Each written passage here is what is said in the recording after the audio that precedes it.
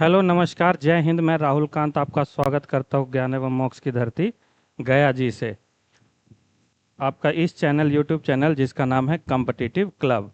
जैसा कि आप जान ही रहे हैं, पता ही है आपको कि ठीक रात 9 बजे आपका जनरल साइंस का बैच चल रहा है, जिसमें हम लोग लाइट चैप्टर और लेंस मिरर चैप्टर ख़त्म कर चुके हैं और स्टार्ट है हीट। हीट का आधा क्लास कल हुआ था और उससे आगे आज हम क्लास करेंगे। ठीक है, तो आइए अब हम अगले क्लास पर चलते हैं। हीट हीट चैप्टर स्टार्ट था। हीट हमने आप लोगों को सेंसिबल और लेटेंट हीट के बारे में बताया था, स्पेसिफिक हीट के बारे में बताया था। ठीक है, उससे आगे हम लोग आज स्टार्ट करेंगे सेंसिबल और लेटेंट। अब हम लोग आज का जो या अगला जो टॉपिक है आज का, वो होगा abnormal abnormal behaviour of water, यानी जल का विचित्र व्यवहार। जल का विचित्र व्यवहार। अब ऐसा क्यों कहा जा रहा है कि जल का विचित्र व्यवहार है? तो देखिए, जल का विचित्र व्यवहार से मतलब है कि यहाँ से एक बहुत मशहूर, बहुत फेवरेट, एक बहुत ही प्रचलित क्वेश्चन आता है कि यदि जल को 0 डिग्री से 12 डिग्री तक गर्म किया जाए, या 0 से 10 तक गर्म किया जाए, या 0 से 8 तक गर्म किया जाए, तो उसका जो आयतन यानी वॉल्यूम, उसके वॉल्यूम पर क्या प्रभाव पड़ेगा।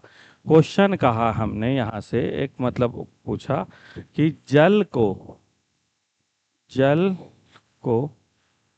0 डिग्री से 8 डिग्री सेल्सियस तक गर्म करने पर आयतन पर प्रभाव क्या होगा। ठीक है, आयतन पर प्रभाव, आयतन पर क्या प्रभाव पड़ेगा। तो जल को जब भी 0 से 8 तक करते हैं ना, है तो क्या लग रहा होगा, कोई बोल रहे होंगे कि नहीं सर बढ़ता है, कोई कह रहे होंगे नहीं सर घटता है, कोई कह रहे होंगे कि कोई प्रभाव नहीं पड़ता। बस यही चीज तो देखना है, यही चीज देखना है कि जब भी जल को 0 से 4 डिग्री तक गर्म करते हैं, कहां से 0 डिग्री से 4 डिग्री तक, तो जो आयतन यानी जो वॉल्यूम है, वॉल्यूम वॉल्यूम को क्या कहेंगे, आयतन। आयतन जो है वो डिक्रीज होता है। क्या होता है? डिक्रीज होता है। ठीक है, डिक्रीज होगा। और वही अगर कहें 4 डिग्री पर, तो ये सबसे मिनिमम आयतन होता है, मिनिमम, सबसे कम।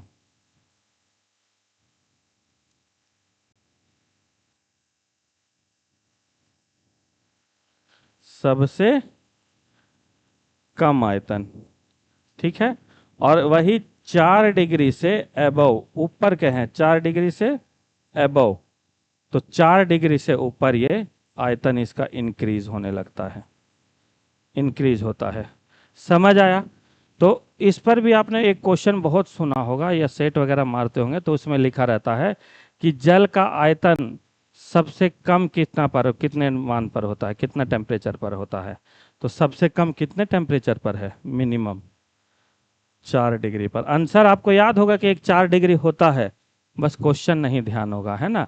तो जल का आयतन, क्या कह रहे हैं, जल का आयतन पूछे तो ये होता है। ठीक है, अगर हम कहें कि डेंसिटी पर क्या प्रभाव पड़ता है, तो डेंसिटी आपने देखा होगा, डेंसिटी बराबर मास अपॉन वॉल्यूम। डेंसिटी बराबर मास अपॉन वॉल्यूम। तो जब डेंसिटी बराबर मास अपॉन वॉल्यूम है, तो हम यहां से कह सकते हैं कि सर जितना वॉल्यूम बढ़ेगा डेंसिटी उतना घटेगा, है ना। व्युत्क्रमानुपात इनवर्सली प्रोपोर्शनल है कि जब जब डेंसिटी बढ़ेगा वॉल्यूम अपने आप क्या होगा, घटेगा। तो यहां पर इसी का उल्टा होता है कि 0 से 4 पर जो डेंसिटी होता है, डेंसिटी, अच्छा डेंसिटी को घनत्व कहते हैं, ठीक है, डेंसिटी को क्या कहेंगे, घनत्व। तो डेंसिटी पर क्या प्रभाव पड़ेगा, डेंसिटी वहाँ डिक्रीज हो रहा है तो यहाँ पर डेंसिटी इंक्रीज हो जाएगा। ठीक है, 4 डिग्री पर मैक्सिमम डेंसिटी हो जाएगा, मैक्सिमम। और 4 डिग्री से ज़्यादा पर क्या होने लगेगा, डिक्रीज होने लगेगा। 4 डिग्री से ज़्यादा पर क्या होगा, डिक्रीज होने लगेगा। ठीक है, 4 डिग्री से ज़्यादा पर क्या होगा, डिक्रीज होगा। ठीक है, समझ आया यहाँ पर। ठीक, यहाँ से देखिए एक बहुत मशहूर, बहुत मतलब फेवरेट क्वेश्चन आता है एग्जामिनर का कि किस तापमान पर जल का आयतन सबसे कम होता है, सबसे कम। तो सब सोचते हैं कि 0 डिग्री, नहीं, 4 डिग्री। इस चीज को बार बार कह रहे हैं, ये इतना इंपॉर्टेंट पॉइंट है। ठीक है, यहां तक समझ गए होंगे। आगे चलें, नेक्स्ट आगे की तरफ देखिए। अगर हम अगला पॉइंट का बात करें, ठीक है, अगला पॉइंट का, तो हम कुछ बर्फ के लिए बात करते हैं। याद रखना है थोड़ा सा, यहां से भी याद रखना है क्या, कि जब पानी जो है ना, जब पानी पानी से बर्फ बनता है, यानी लिक्विड से सॉलिड होता है, तो जल का जो आयतन है, जल का आयतन, जल का आयतन यानी वॉल्यूम ऑफ वाटर, वाटर, ठीक है, इंक्रीजेज, इंक्रीजेज बाय 10%। ठीक है, कब, कब ये कब होता है, जब जल से, जल से क्या बनता है, बर्फ बनता है तब, है ना। यानी कि जल का वॉल्यूम 10% बढ़ गया, ये कैसे गुरुजी, ये तो हो नहीं सकता। अरे आप लोगों ने कभी अगर फ्रिज में एक कटोरी में पानी रखा हो, आपको ध्यान हो, थोड़ा सा सोचिएगा, आपने पानी तो पूरा भर के रख दिया, लेकिन जब बर्फ जमता है तो आपने देखा होगा कि वो हल्का सा उठ जाता है। जैसे कि आपने कटोरी में पानी रख दिया, यहाँ तक आपने रखा पानी, ये हो गया पानी, ठीक है, यहाँ तक। लेकिन जब आपने देखा होगा कि जब ये बर्फ जम जाता है तो ये कुछ हल्का सा ऐसे उठ जाता है, ऐसे ऐसे उठ जाता है ना। तो ये उठा कैसे, ये उठा कैसे, तो यही नियम है कि जब भी जल से बर्फ बनता है तो वो अपना आयतन 10% इंक्रीज कर लेता है। ठीक है, 10% इंक्रीज कर लेगा। और वैसे ही जब बर्फ से पानी बनता है तो फिर अपना आयतन क्या कर लेगा, डिक्रीज कर लेगा, अपना आयतन क्या करेगा, डिक्रीज कर लेगा। समझ आया। अगर यहीं से एक क्वेश्चन आता है कि यहां पर इसमें जल है, ये एक बर्तन है, इसमें जल है, ठीक है, इसमें क्या है, जल है, जल। अगर इस जल में हम एक बर्फ लाके डाल दें तो बर्फ क्या होता है, तैरता है कि डूबता है, बर्फ क्या होता है, तैरता है कि डूबता है, हाँ, तैरता है ना।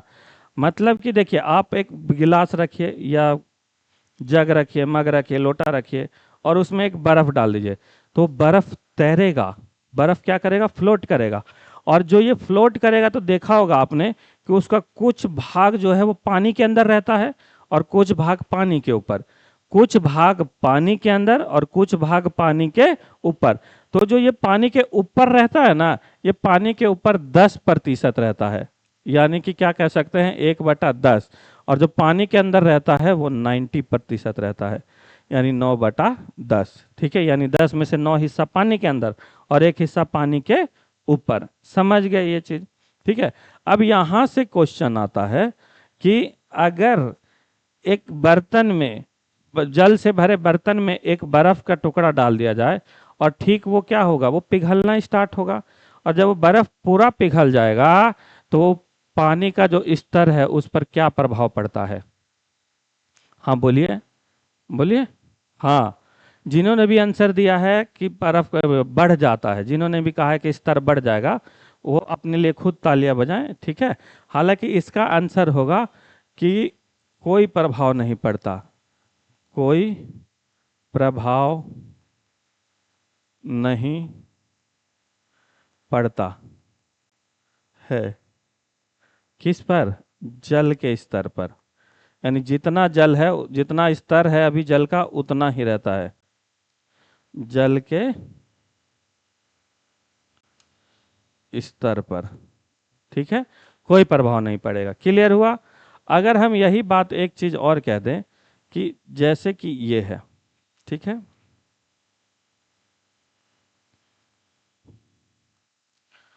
इसमें अब एक बर्फ था, इस बर्फ के ऊपर कोई छोटा सा जैसे 5 का 10 का सिक्का डाल दे, या फिर कोई लोहे का हल्का फुल्का कोई कॉइन वगैरह जैसा होता है उस शेप का डाल दे, तो अब जल के स्तर पर क्या प्रभाव पड़ेगा? अब जल के स्तर पर क्या प्रभाव पड़ेगा? हाँ, जिन्होंने भी कहा है कि अब तो बढ़ ही जाएगा तो यहाँ पर जल का स्तर घट जाएगा, जल का स्तर क्या होगा? कम हो जाएगा। देखिए, अरे इसीलिए तो इसका नाम है विचित्र व्यवहार, जल का विचित्र व्यवहार। आप जो सोचेंगे उसका उल्टा मिल रहा है ना। अरे मिल रहा है कि नहीं? बस समझ गए। तो ये 2 पॉइंट क्लियर हुआ। अब यहाँ तक हमको तो नहीं लगता है कि जल से संबंधित कोई और आपको कोई परेशानी आएगा इसमें, ठीक है। अब हम नेक्स्ट टॉपिक पे चलते हैं। नेक्स्ट टॉपिक जो है वो हमारा होगा आइडियल गैस कंडीशन। पहले देख लीजिए कि कैसे बनाएंगे। ये हम एक ग्राफ बनाते हैं, ठीक है, जिसमें जो प्रेशर है वो इधर रहेगा इस साइड, और इधर रहेगा टेम्परेचर, टेम्परेचर, ठीक है। हम यहाँ पर कोई भी अपना मर्जी से कहीं 2 पॉइंट ले लेते हैं। हम एक पॉइंट लेते हैं यहाँ पर और एक पॉइंट लेते हैं यहाँ पर, ठीक है। अब अगर यहाँ से हम पॉइंट ले लिए तो अब आप बताइएगा, ठीक है। अगर हम इसको मिला दें, देखिए ये मिला दिए, ये यहाँ पर, और इसको मिला दें, अगर ठीक से देखिए तो यहाँ जितना ऊपर जाएंगे प्रेशर बढ़ेगा। यानी इस पॉइंट पर, इस वाले पॉइंट पर हाई प्रेशर बहुत ऊपर है, तो हाई प्रेशर है कि नहीं? हाई प्रेशर और लो टेम्परेचर, है ना, हाई प्रेशर लो टेम्परेचर। और इस वाले पॉइंट पर लो प्रेशर है, लो प्रेशर और हाई टेम्परेचर, टेम्परेचर, ठीक है। यानी यहां पर क्या है? उच्च दाब और निम्न तापमान, और यहां पर निम्न दाब और उच्च तापमान है। समझ आया? तो यहां देखिए, पॉइंट कहने का मतलब, समझाने का मतलब था कि जैसे हाई प्रेशर निम्न तापमान, हाई प्रेशर लो टेम्परेचर, यानी कि सोचिए कि ये हमारे पास एक स्टेट है, इसके अंदर स्टेट है, ठीक, जिसके जो मॉलिक्यूल्स हैं वो बहुत पास पास है, एकदम पैक्ड है, टाइटली पैक्ड है। ये मॉलिक्यूल्स हो गया इसके,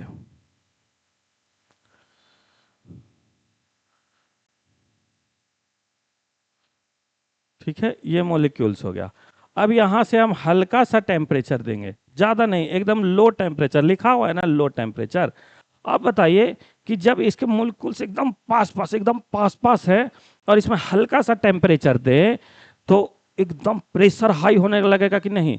जैसे मान के चलो ये मॉलिक्यूल्स पास पास है, इस पे टेम्परेचर आते ही ये भागने का कोशिश, अरे भागने का कोशिश करेगा ना। अगर नहीं समझ आता है तो कभी जलते तवे पे बैठ के देख लेना कैसे भागने का कोशिश करते हैं। तो वैसी मॉलिक्यूल्स भी क्या करेगा, ऐसे पैक एकदम भागने का, और लेकिन इसको जगह नहीं, कहीं पे जगह है क्या भागने का? तो एकदम एक दूसरे पे एकदम टाइट प्रेशर लगाएगा कि नहीं? यानी प्रेशर क्या लगाएगा? एकदम हाई। और जहां पर हाई प्रेशर हो और लो ही टेम्परेचर, हल्का सा टेम्परेचर तो प्रेशर हाई होने लगा, तो उसको कहते हैं सॉलिड कंडीशन। यानी ये वाला किस चीज के लिए बात हो रहा है? सॉलिड के लिए। यहां पर क्या बात हो रहा है? सॉलिड। और इसको कहते हैं ideal solid condition, ideal solid condition, CONDITION। समझ आया? अरे समझ आया, ठीक है।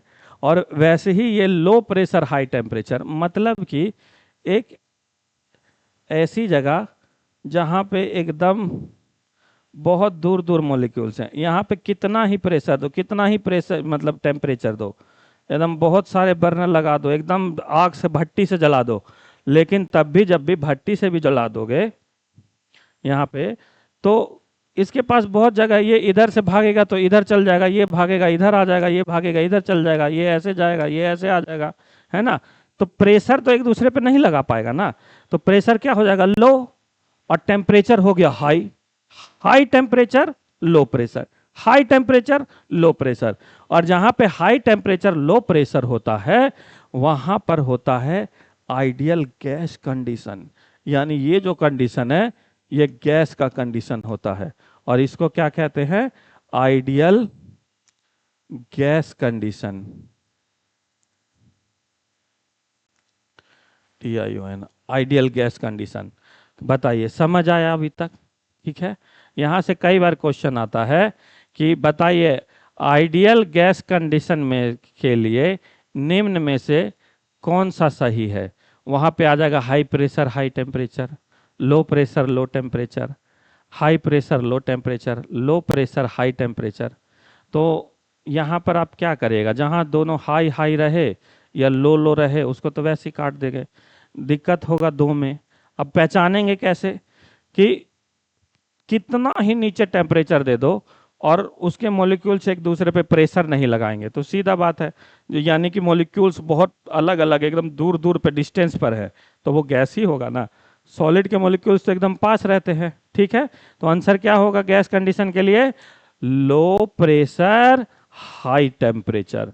समझ गए, इस फिगर से ये जो डायग्राम बना हुआ है, ग्राफ बना हुआ है, यहां से क्वेश्चन आता है, ठीक है, यहां से क्वेश्चन क्या है आता है, क्लियर।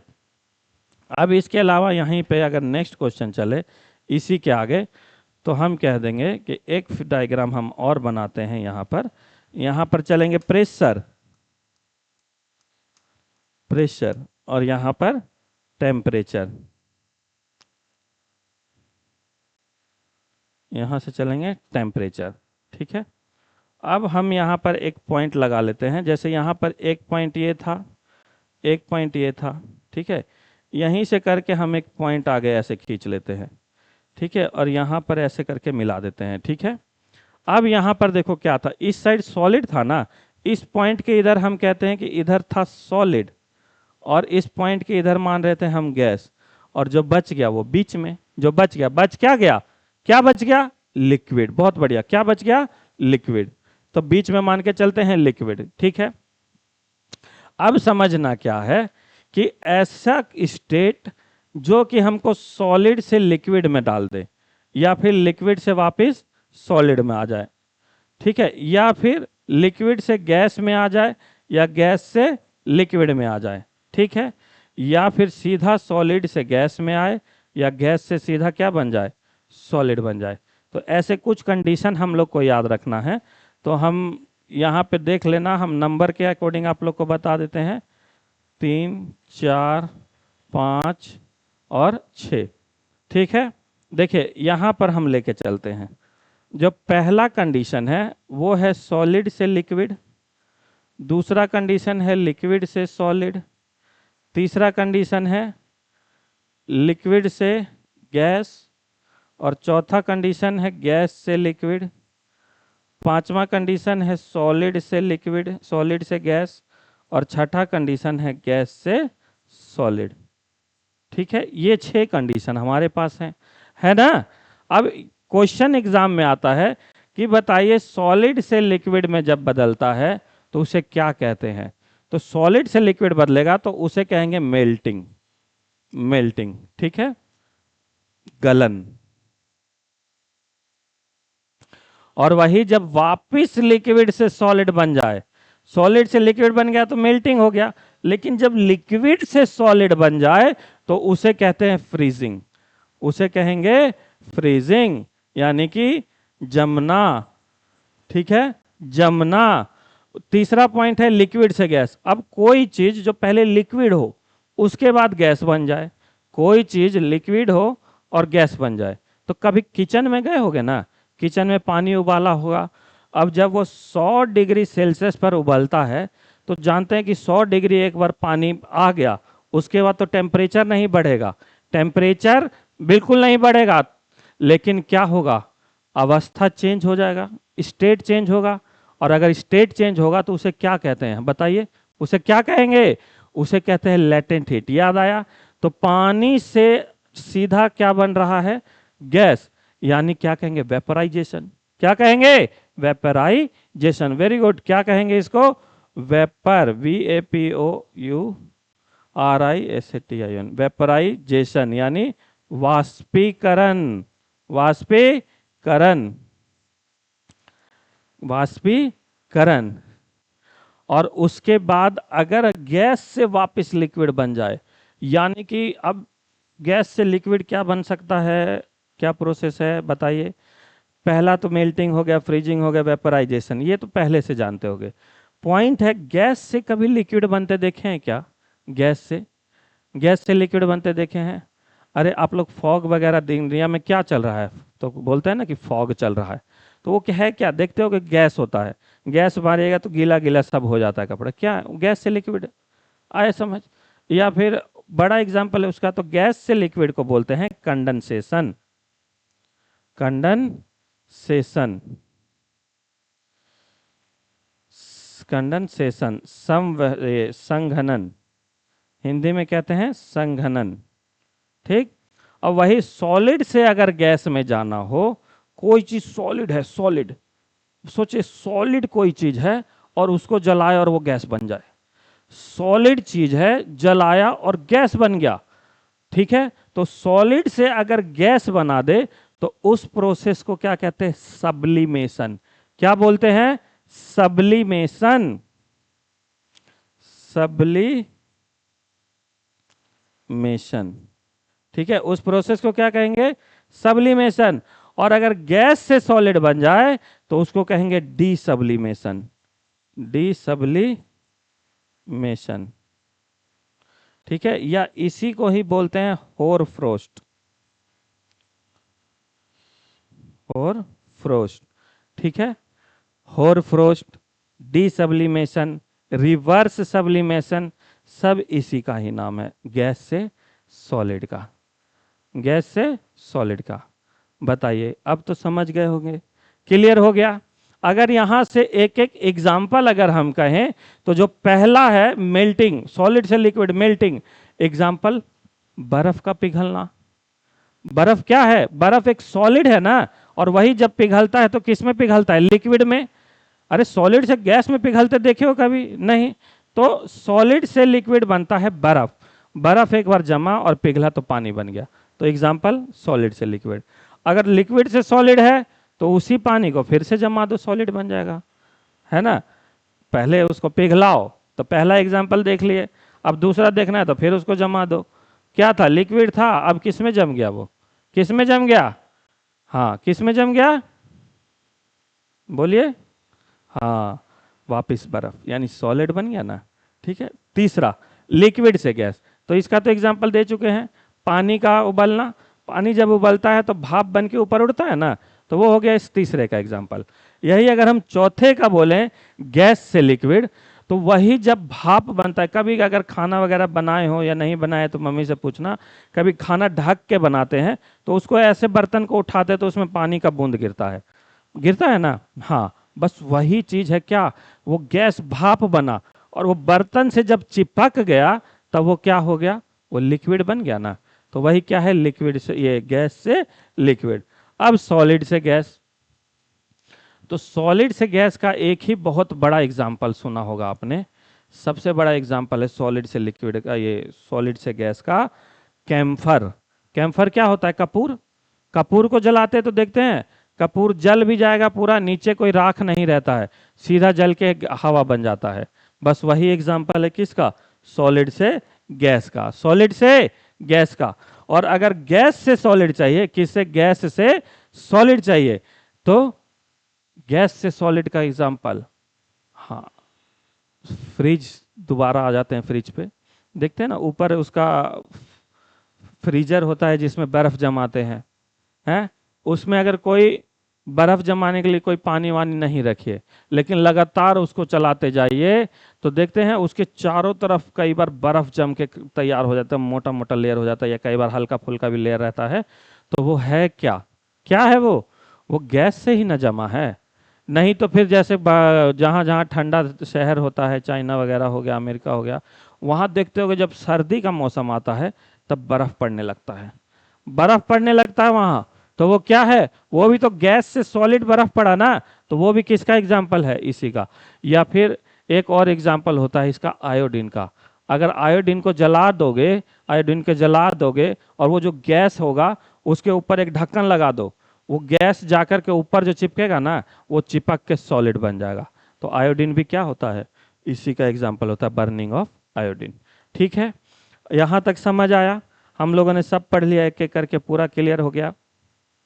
ठीक, अब हम आगे चलते हैं हम लोग नेक्स्ट पॉइंट पे। यहां तक हो गया, यहां तक क्लियर हुआ? बताइए, क्लियर होना जरूरी है ना? क्लियर होना तो बहुत जरूरी है। हीट का हम लोग चैप्टर पढ़ रहे हैं, ये एक इम्पोर्टेंट चैप्टर है, सब कुछ समझ आ रहा होगा। देखिए, जरूरी नहीं कि हम खाली देखने के लिए पढ़ें, समझे?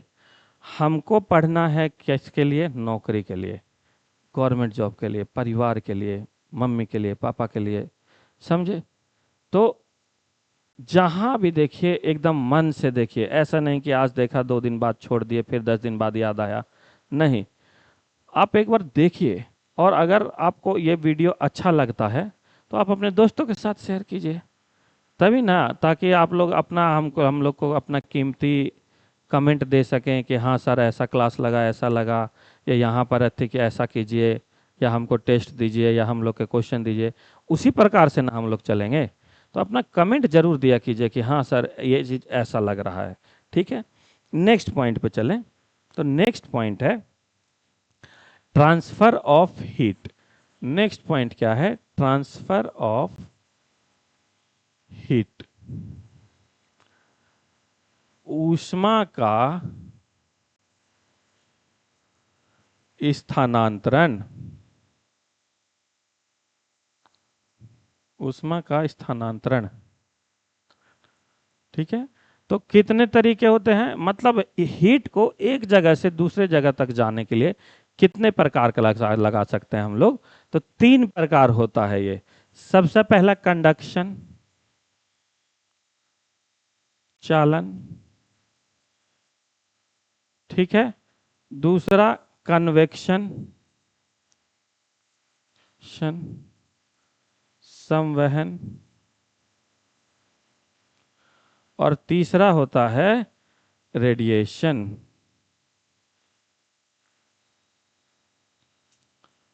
विकिरण। विकिरण, ये 3 टाइप हो गए हीट ट्रांसफर के। अब ये तीनों टाइप में जो अंतर क्या है, तो पहला अंतर क्या होता है? पहला हम मानते हैं कंडक्शन को, ठीक है। पहला हम लेके चलते हैं किसको? कंडक्शन को। कंडक्शन, चालन। देखिए कंडक्शन क्या है? कंडक्शन मान के चलिए कि अगर इसको हीट ट्रांसफर करना है ना, तो ये अपनी जगह से नहीं हिलेगा, बोलेगा कि नहीं भैया हम नहीं हिलेंगे। और जिसको हीट चाहिए, जैसे मान के चलो हमको ये पेन किसी को पकड़ाना है, तो हम कहेंगे कि भैया इतना कौन वहां तक जाए, हम यहीं पैसे कर आलसी की तरह लो पकड़ लो भाई पकड़ लो। और जिसको चाहिए वो भी कहेगा कि भाई कौन वहां तक जाए है इतना दूर, तो लाओ ना भाई हमको ऐसे कर, लाओ पकड़ा दो, समझे? मतलब कि अपने जगह पर खड़े होकर के ही, इधर उधर नहीं जाना है, एक जगह खड़े होकर के हमको आगे ट्रांसफर कर देना है। मतलब कि सीधा सीधा कहें कि विदाउट एक्चुअल ऑफ मोशन, बिना किसी मोशन के हीट को ट्रांसफर कर देना ही कंडक्शन कहलाता है। Without motion, without motion heat को क्या कर देना है? ट्रांसफर कर देना है। बताइए क्या कंडक्शन समझ आया? ठीक है, यहां से ये एक और पॉइंट याद रखना है कि इसको हीट ट्रांसफर के लिए रिक्वायर मीडियम, इसको मीडियम की आवश्यकता पड़ता है। रिक्वायर मीडियम, ये मीडियम होगा तभी हीट ट्रांसफर कर सकता है कंडक्शन। ये जो सबसे अच्छा है, सबसे अच्छा मीडियम है, तो मीडियम जानते ही हैं, 3 सॉलिड लिक्विड गैस। तो सबसे अच्छा जो हीट को ट्रांसफर करता है ये सॉलिड में करता है। सबसे अच्छा हीट को ट्रांसफर करेगा किस में? सॉलिड में, सबसे अच्छा सॉलिड में। क्या लिक्विड गैस में भी कर सकता है? तो कर सकता है, लिक्विड गैस में भी कर सकता है, ठीक है, कर सकता है, लेकिन सबसे अच्छा किस में करेगा? सॉलिड में करेगा। क्या वैक्यूम में कर सकता है सर? तो वैक्यूम में कैसे करेगा? वैक्यूम में क्या बोले कि इसको एक मीडियम की आवश्यकता पड़ती है, इट रिक्वायर अ मीडियम, इसको एक मीडियम की आवश्यकता पड़ती है, तभी जाके क्या होता है, तभी जाके उसी समय वहीं पर एक हीट का ट्रांसफर कर सकते हैं। समझ आया?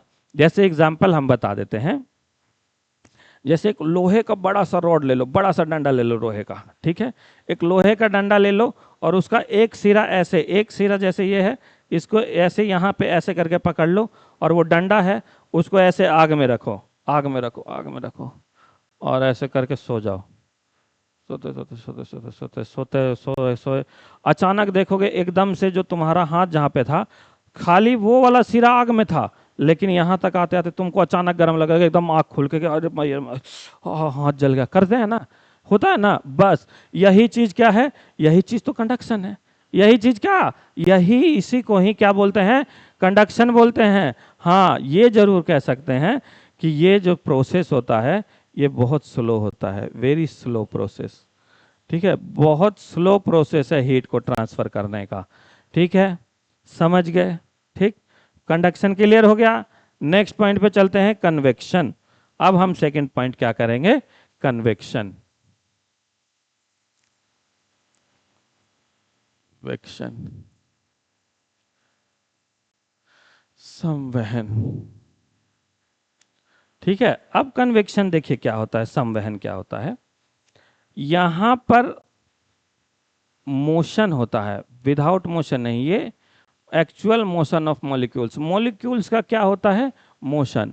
तो बाय मोशन, मोशन के जरिए कन्वेक्शन पूरा होता है, ठीक है, मोशन के जरिए। क्या ये मीडियम की जरूरत पड़ती है? तो हाँ बिल्कुल, रिक्वायर मीडियम, मीडियम की आवश्यकता पड़ती है।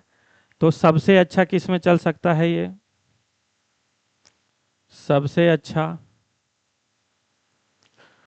सबसे अच्छा ये चलेगा लिक्विड में और गैस में, ठीक है, लिक्विड में और गैस में, सॉलिड में नहीं चलेगा। सॉलिड में अगर चलता, सॉलिड में अगर चलता तो हम वहां विदाउट एक्चुअल ऑफ मोशन थोड़ी लिखवाते। मतलब कि कन्वेक्शन क्या है कि ये वो प्रोसेस समझिए कि जैसे हमको उसको देना था ना, तो हम क्या करेंगे, यहां से उठेंगे एकदम दौड़ते दौड़ते जाएंगे, लो जी पकड़ लो, बस समझ आया? ये है मतलब यहाँ पे मॉलिक्यूल का मोशन होगा ट्रांसफर करने के लिए, ठीक है, मॉलिक्यूल का क्या होगा? मोशन होगा। पानी देखे है ना, पानी गर्म होता है तो कैसे ऊपर नीचे खेलता है, बस वैसी मोशन होने, मॉलिक्यूल क्या होगा? मोशन होगा। तो सॉलिड में नहीं चलेगा, वैक्यूम में चलेगा। तो वैक्यूम में तो और नहीं चलेगा क्योंकि सीधा सीधा लिखा है कि इट रिक्वायर मीडियम, है ना, वैक्यूम में।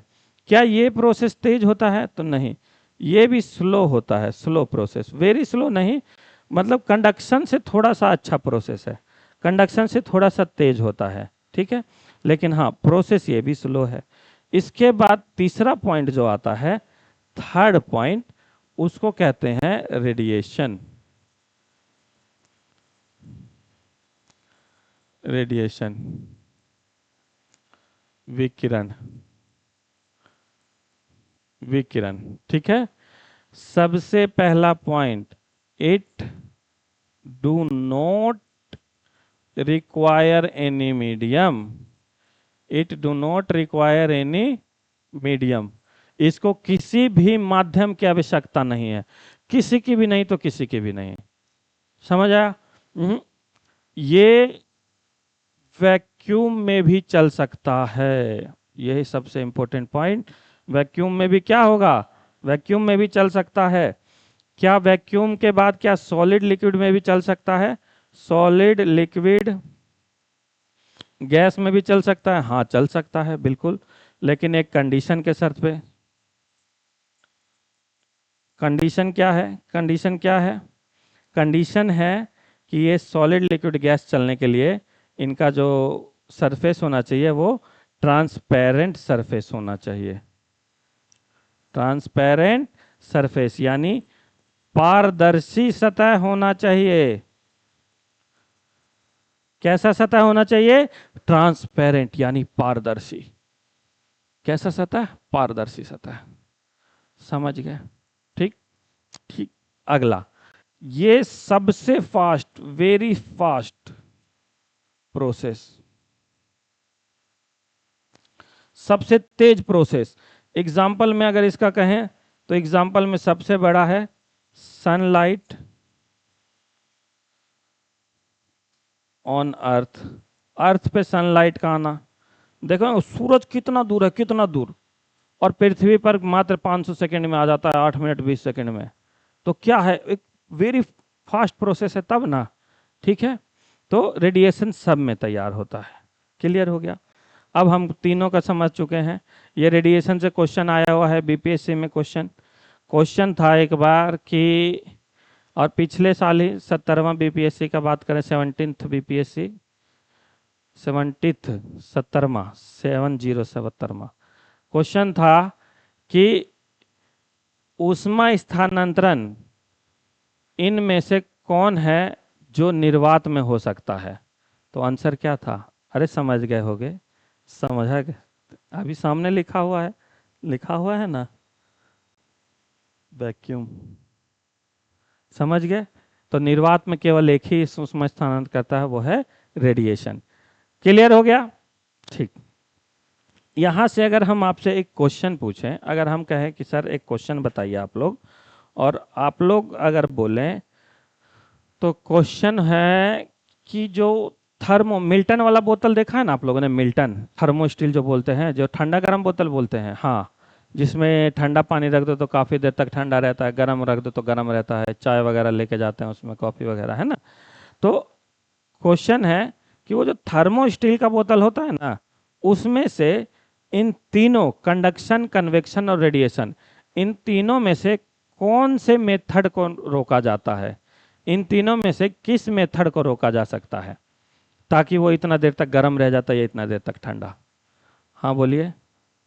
कंडक्शन, अच्छा, कुछ कन्वेक्शन भी है, हाँ, कुछ तो रेडिएशन भी है ना।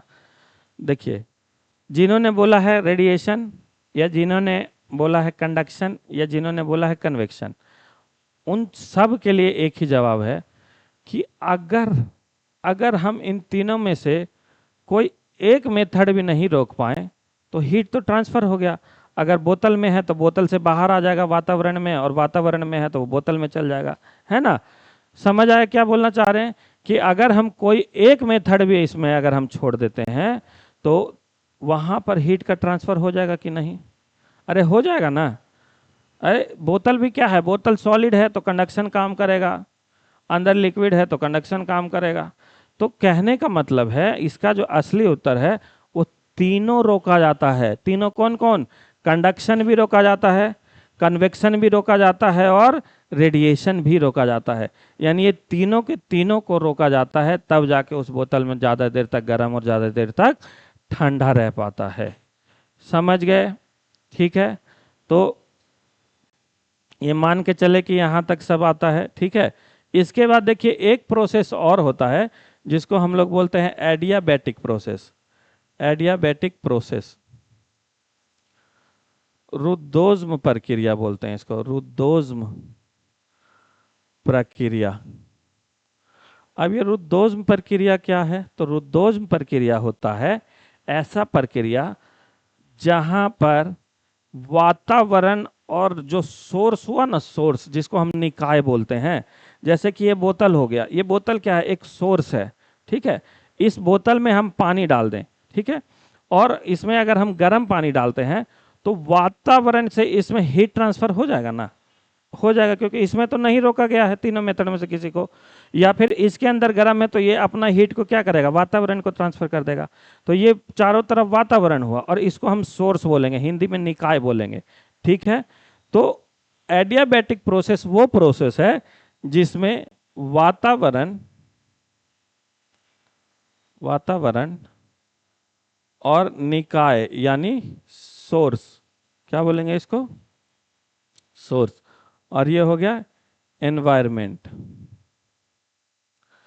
इसके बीच में जो हीट का ट्रांसफर है यानी क्या कहेंगे, हीट ट्रांसफर एकदम जीरो होता है, एकदम जीरो, शून्य। यानी कि वातावरण और निकाय में जो हीट यानी कि ऊष्मा का जो ट्रांसफर होगा वो एकदम शून्य होगा, एकदम शून्य, एकदम ना के बराबर होगा। ना के बराबर क्या, ना होगा, बस उसी को बोलते हैं एडियाबैटिक प्रोसेस। उसी को क्या बोलेंगे, एडियाबैटिक प्रोसेस बोलेंगे, एडियाबैटिक प्रोसेस। ठीक है, क्या यहां तक समझ गए? अरे समझ गए सब कोई? क्लियर हुआ? ठीक, नेक्स्ट पॉइंट पे चले, आगे चले। क्लियर, देखिए आगे नेक्स्ट पॉइंट क्या है। अगला फॉर्मूला होता या अगला पॉइंट होता है मेयर्स फॉर्मूला।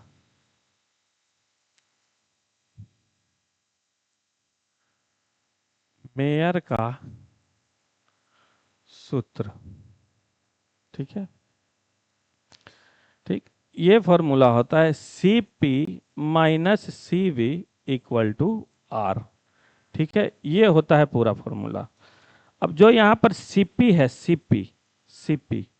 Cp जो है या फिर CV है या फिर R है, ठीक है। Cp को बोलते हैं कौन, specific heat, specific heat at constant pressure, constant pressure, ठीक है। नियत दाब पर विशिष्ट ऊष्मा, ऊष्मा, ठीक है। और CV ये भी होगा specific heat at constant volume, यानी नियत आयतन पर विशिष्ट ऊष्मा।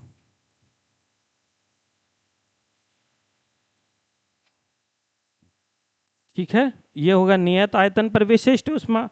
लेकिन R का बात करें तो R ही क्या होता है, मेयर्स फॉर्मूला। इसी को बोलते हैं यूनिवर्सल गैस कांस्टेंट, सार्वत्रिक गैस नियतांक। समझ आया? R को क्या बोलते हैं, universal, universal gas constant, universal gas constant, यानी सार्वत्रिक, सार्वत्रिक गैस नियतांक। क्या बोलेंगे इसको, सार्वत्रिक गैस नियतांक। और एक चीज और बता दें कि इस R का अपना एक वैल्यू होता है, कांस्टेंट वैल्यू, वो होता है 8.314 जूल पर मोल केल्विन, पर मोल केल्विन। ये होता है इसका वैल्यू, किसका, किसका, R का, R का होता है, ठीक है। अब देखिए यहां पे एक वैल्यू आया ना, मोल, यहां पर क्या आया, यहां पर, यहां देखिए एक वैल्यू आया मोल। अगर हम बोले कि इस मोल का भी कुछ वैल्यू होता है क्या, तो 1 मोल बराबर होता है 6.0023 इंटू 10 का पावर 23 मोलिक्यूल, मोलिक्यूल। ये होता है 1 मोल का वैल्यू, ठीक है। 1 मोल का वैल्यू कितना, फिर से बोलिए एक बार, 6.023 इंटू 10 का पावर 23 मोलिक्यूल, या मोल भी लिख सकते हैं, मोलिक्यूल की जगह हम मोल भी लिख सकते हैं, ठीक है, समझे। अच्छा, आपको पता है ये नंबर किसने दिया था? ये जो वैल्यू दिया था वो थे एवोगैड्रो, एवोगैड्रो, एवोगैड्रो साहब ने ये नंबर दिया था। इसीलिए इस नंबर को, इस नंबर को एवोगैड्रो नंबर भी बोला जाता है, एवोगैड्रो नंबर, एवोगैड्रो नंबर, ठीक है। इसलिए इसको एवोगैड्रो नंबर के भी नाम से जाना जाता है, ठीक। अगर कल को बोल दे कि एवोगैड्रो नंबर क्या होता है, हिंदी में भी यही होता है, जो सोच रहे हैं हिंदी में नहीं लिखवाए, आवोगाड्रो संख्या, आवोगाड्रो संख्या, ठीक है। तो इस चीज को याद रखना कि जो 6.03 इंटू 10⁻23 मॉलिक्यूल, ये एक एवोगाड्रो संख्या है, एवोगाड्रो नंबर है। क्लियर हुआ? तो यहां तक आज जितना हम लोगों ने किया बहुत इंपॉर्टेंट, बहुत बहुत इंपॉर्टेंट टॉपिक था। अब इसके आगे हम लोग कल करेंगे, और जो कल का टॉपिक रहेगा वो हमारा इसके बाद ज़्यादा नहीं रह गया है, मात्र 10 या 20 सेकंड का होगा, और कल ही 10 या 20 मिनट का होगा, ठीक है। खुश नहीं हो जाए कि 1 सेकंड में ख़त्म हो जाएगा, नहीं, मिनट में। और उसके बाद कल ही हम नया टॉपिक स्टार्ट करेंगे, वेव टॉपिक, ठीक है। हीट के बाद वेव लिखवाए होंगे तो वेव स्टार्ट करेंगे। आज हम लोग ये रहेगा, इसके बाद हम लोग का एक आइडियल गैस कंडीशन जो होता है वो रह गया है, PV = nRT सुना होगा आपने, और एक थर्मल एक्सपेंशन, यानी किसी में एलिमेंट को, मेटल को अगर गर्म करो तो वो थोड़ा सा क्या होता है, एक्सपेंशन हो जाता है, एक्सपेंड कर देता है, बस वही, ठीक है। तो कल ही हम नया टॉपिक स्टार्ट करेंगे। थोड़ा 20-25 मिनट का ये टॉपिक रह गया है, तो आज हम यहीं पे मतलब इस क्लास को ख़त्म करते हैं। और अगर आप लोग को अच्छा लग रहा है हमारा क्लास, एक बार फिर से देखिए, अगर आप लोग को ठीक लग रहा है कि हाँ ये एक चैनल उपयोगी है, हम लोग के लिए साइंस अच्छा हो रहा है, GS अच्छा हो रहा है, बाकी और भी जो भी सब्जेक्ट है वो सब इस चैनल पे होने वाला है, जिसका नाम है कॉम्पिटिटिव क्लब। फिर से देख लीजिए, कॉम्पिटिटिव क्लब। आप अपने दोस्तों के साथ इस चैनल को शेयर कर सकते हैं, और अगर आप चाहते हैं कि यही क्लास आपके पास रोज आए तो आप इस चैनल को जरूर सब्सक्राइब करें और बेल आइकन दबा दीजिएगा, तो उससे तो सोने पर सुहागा हो जाएगा आप लोग के लिए। ताकि क्या है, जैसे ही क्लास डलेगा आपके पास नोटिफिकेशन आ जाएगा। अब दुनिया में कहीं घूमिए आपको समझ आ जाएगा कि अब हमको कॉपी पेन लेके बैठ जाना है, ठीक है। तो एक बार फिर से देखिए, कॉम्पिटिटिव क्लब। अब हम इस क्लास को आज यहीं ख़त्म करते हैं, ठीक। जय हिंद, जय भारत।